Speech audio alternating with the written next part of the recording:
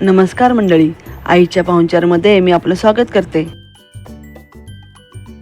आज आपण आषाढ तळणामध्ये भोपळ्याचे घारगे आणि गुळाच्या कापण्या कशा करायच्या ते पाहणार आहोत. फ्रेंड, आषाढ तळणला आखाड किंवा आकाड तळणे म्हणतात. फ्रेंड्स, प्रथम आपण भोपळ्याचे घारगे कसे करायचे ते पाहू. यासाठी पाव किलो भोपळा स्वच्छ धुवून त्याची सालं काढायची आणि भोपळा चिरून घ्यायचा.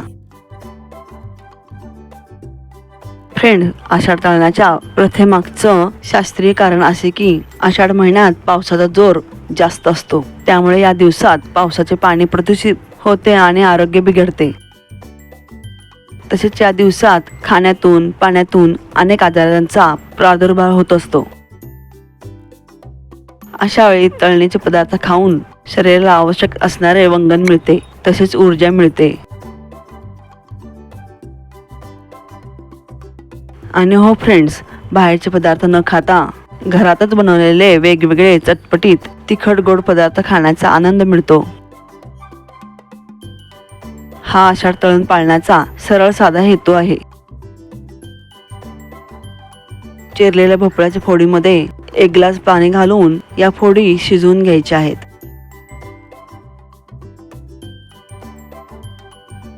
भोपळा छान मऊसूत शिजला पाहिजे.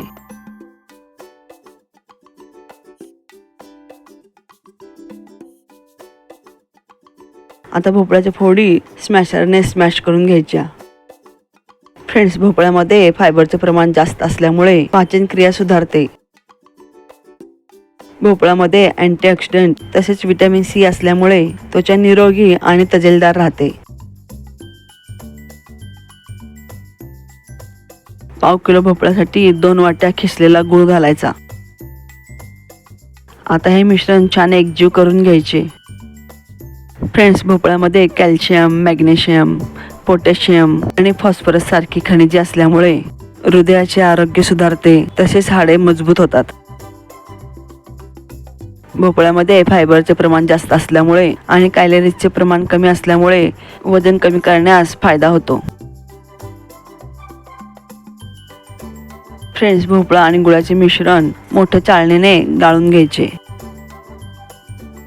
हे मिश्रण गाळल्यामुळे त्यातील चोथा आणि भोपळ्याच्या शिरा निघतात. फ्रेंड्स, तुम्हाला मी आठवण करू इच्छिते की तुम्ही माझ्या चॅनलला सबस्क्राईब केले नसेल तर सबस्क्राईब करायला विसरू नका.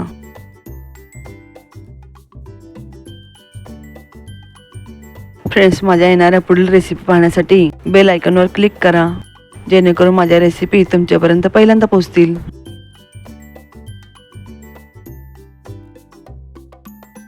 पहा फ्रेंड्स, गुळ आणि भोपळ्याचा एकजीव रस निघाला आहे.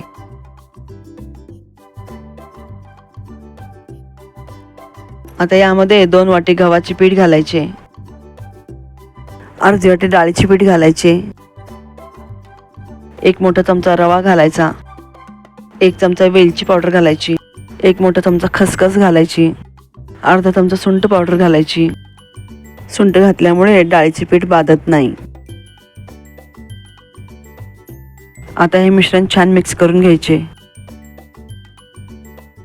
गरज वाटल्यास त्यात अगदी थोडे पाणी घालून हे पीठ छान मळून घ्यायचे.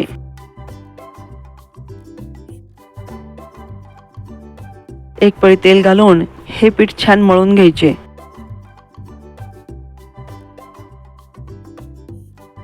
नेहमीच्या कणकेपेक्षा हे घारग्याचे पीठ थोडेसे घट्ट मळायचे. आता हे घारग्याचे पीठ 15 मिनिटं मुरण्यासाठी झाकून ठेवायचे.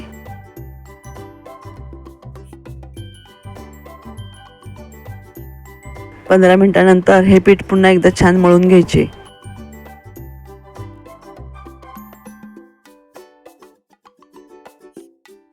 आता ह्या पिठाचा मोठा हुंडा तयार करून त्याचा एकसारखा गोळा तयार करून घ्यायचा.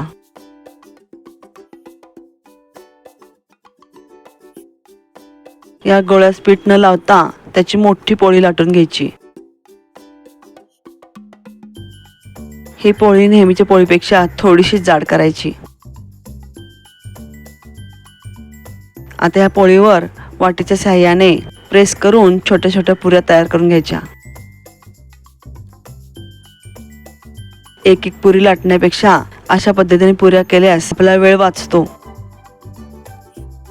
आणि कामही झटपट उरकते. फ्रेंड्स, तुम्हाला माझ्याकडून कोणत्या शाकाहारी रेसिपी आवडतील हे मला कमेंटद्वारे नक्की कळवा.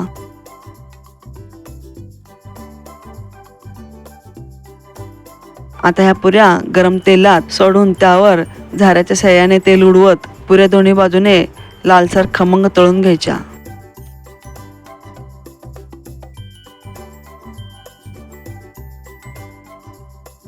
फ्रेंड्स, तुमच्याकडे आषाढ तळण पाळला जातो का?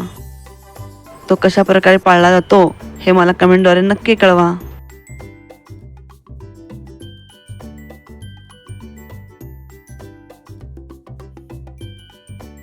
पहा फ्रेंड्स, पुऱ्या कशा टम्म फुगल्या आहेत.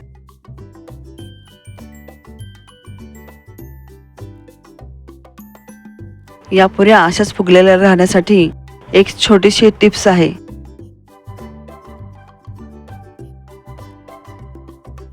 पण ही टिप्स छान अफलातून आहे.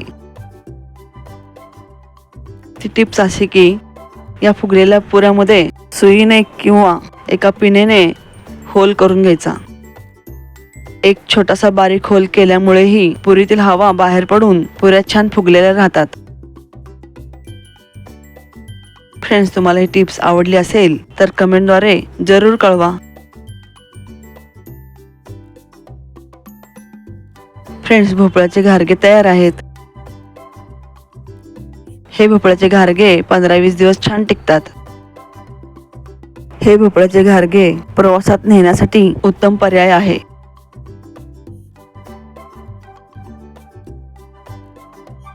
फ्रेंड्स, माझ्या आषाढ तळणाच्या विविध रेसिपीची लिंक डिस्क्रिप्शन बॉक्समध्ये दिली आहे.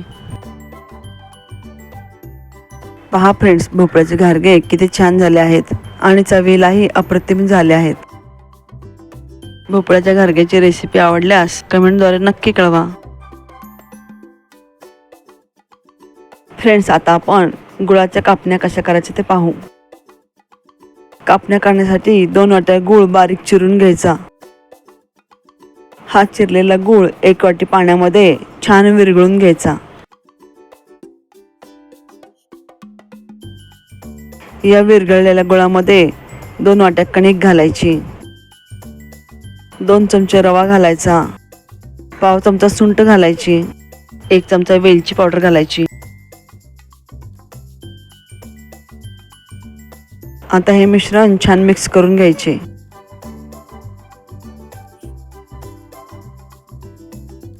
गरज वाटल्यास थोडेसे पाणी घालून ही कापण्या करण्याची कणिक छान मळून घ्यायची.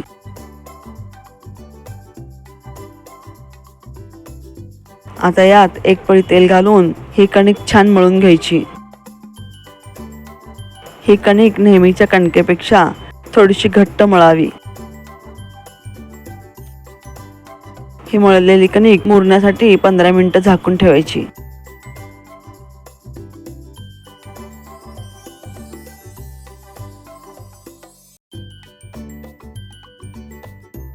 गुळाच्या कापण्या करण्यापूर्वी ही कणिक पुन्हा एकदा छान मळून घ्यायची.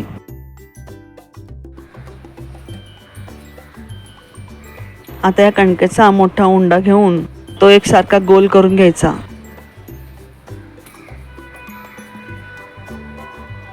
आता या कणकेची मोठी पोळी लाटून घ्यायची. ही पोळी नेहमीच्या पोळीपेक्षा थोडीशी जाड लाटायची. आता सुरीच्या साह्याने आपल्याला हव्या त्या आकारात कापण्या पाडून घ्यायच्या. आता तयार केलेल्या कापण्या गरम तेलात सोनेरी रंगावर तळून घ्यायच्या. फ्रेंड्स, अशा प्रकारे गुळाच्या कापण्या तयार आहेत. ह्या गुळाच्या कापण्या लोणच्या बरोबर खाण्यास अप्रतिम लागतात. फ्रेंड्स, तुम्हाला गुळाच्या कापण्या आणि भोपळ्याचे घारगे या दोन्ही रेसिपी आवडल्या का? या आषाढ तळणाच्या पारंपरिक रेसिपी आवडल्यास माझ्या चॅनलला लाईक, शेअर, कमेंट आणि सबस्क्राईब करायला विसरू नका. धन्यवाद.